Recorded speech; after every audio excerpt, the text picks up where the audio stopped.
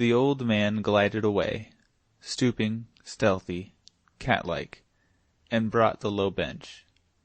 He seated himself upon it, half his body in the dim and flickering light, and the other half in shadow.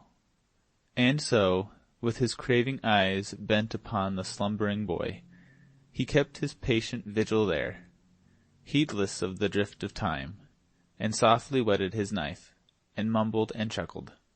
And in aspect and attitude he resembled nothing so much as a grisly, monstrous spider, gloating over some hapless insect that lay bound and hapless in his web.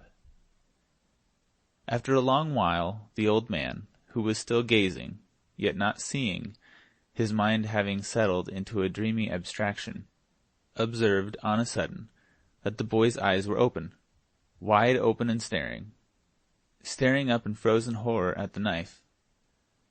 The smile of a gratified devil crept over the man's face, and he said, without changing his attitude or his occupation, "Son of Henry VIII, hast thou prayed?"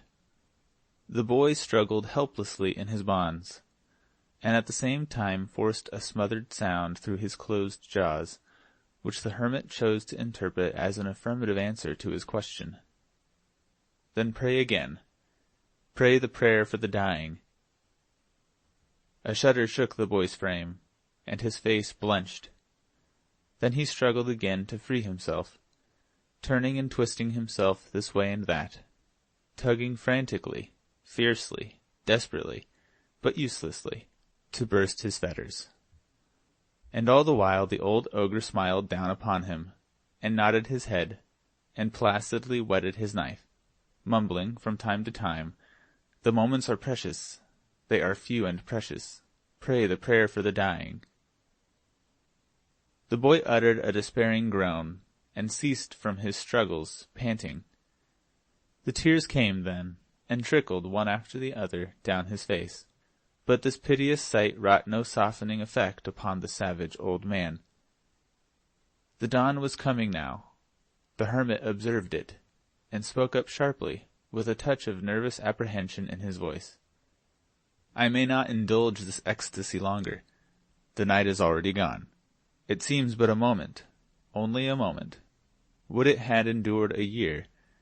Seed of the church's spoiler, close thy perishing eyes, and thou fearest to look upon." The rest was lost in inarticulate mutterings. The old man sank upon his knees, his knife in his hand, and bent himself over the moaning boy. Hark! There was a sound of voices near the cabin. The knife dropped from the hermit's hand. He cast a sheepskin over the boy and started up, trembling. The sound increased, and presently the voices became rough and angry. Then came blows and cries for help. Then a clatter of swift footsteps, retreating. Immediately came a succession of thundering knocks upon the cabin door, followed by, "Halloo! Open and dispatch, in the name of all the devils!" Oh, this was the blessedest sound that had ever made music in the king's ears, for it was Miles Hendon's voice. The hermit, grinding his teeth in impotent rage, moved swiftly out of the bedchamber, closing the door behind him, and straightway the king heard a talk, to this effect, proceeding from the chapel. "Homage and greeting, reverend sir. Where is the boy? My boy." "What boy, friend?" "What boy? Lie me no lies, sir priest, play me no deceptions. I am not in the humour of it.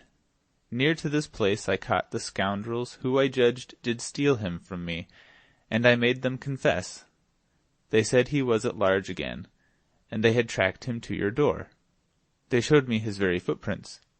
Now palter no more, for look you, holy sir, and now produce him not. Where is the boy?" "Oh, good sir, peradventure you mean the ragged regal vagrant that tarried here the night. If such as you take an interest in such as he, know then that I have sent him of an errand. He will be back soon." "How soon?" "How soon? Come, waste not the time." "Cannot I overtake him? How soon will he be back?" "Thou needst not stir, he will return quickly." "So be it, then. I will try to wait. But stop. You sent him of an errand? You! Verily this is a lie, he would not go.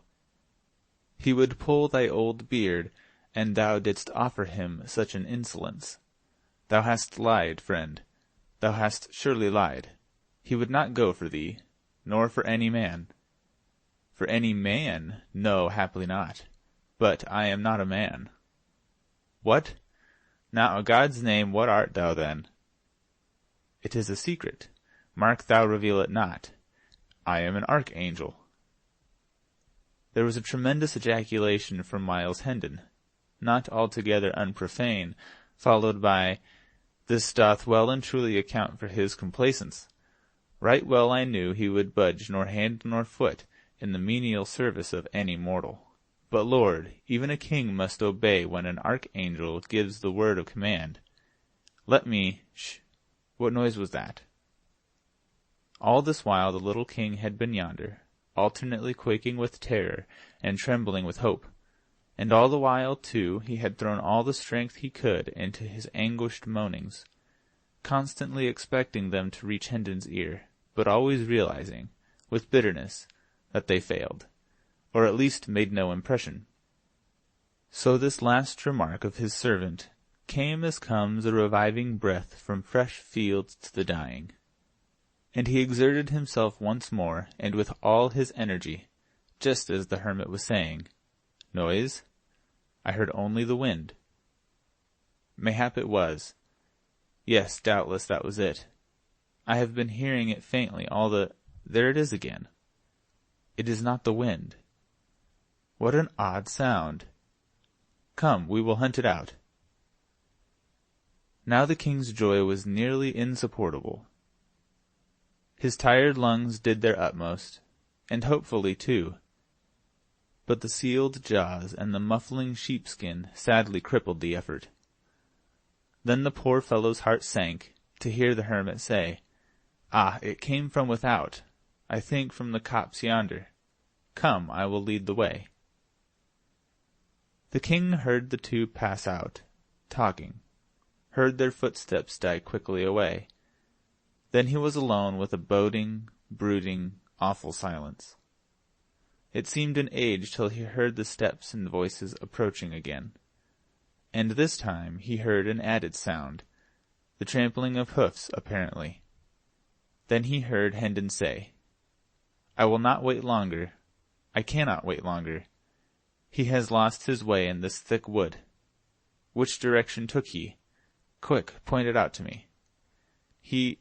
But wait, I will go with thee." "Good, good. Why, truly thou art better than thy looks. Marry, I do not think there's another archangel with so right a heart as thine. Wilt ride?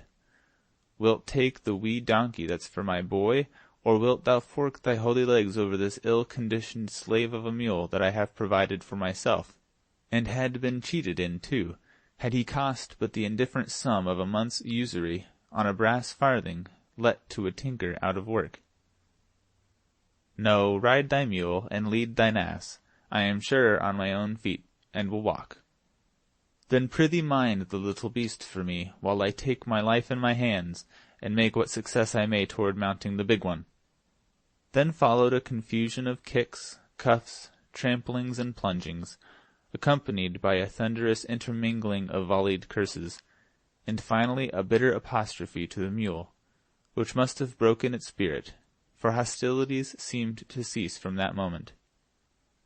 With unutterable misery, the fettered little king heard the voices and footsteps fade away and die out. All hope forsook him now, for the moment, and a dull despair settled upon his heart.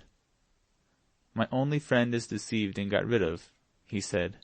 "The hermit will return, and—" He finished with a gasp, and at once fell to struggling so frantically with his bonds again that he shook off the smothering sheepskin. And now he heard the door open. The sound chilled him to the marrow. Already he seemed to feel the knife at his throat. Horror made him close his eyes. Horror made him open them again. And before him stood John Canty and Hugo. He would have said, "Thank God," if his jaws had been free. A moment or two later his limbs were at liberty, and his captors, each gripping him by an arm, were hurrying him with all speed through the forest. End of chapter 21.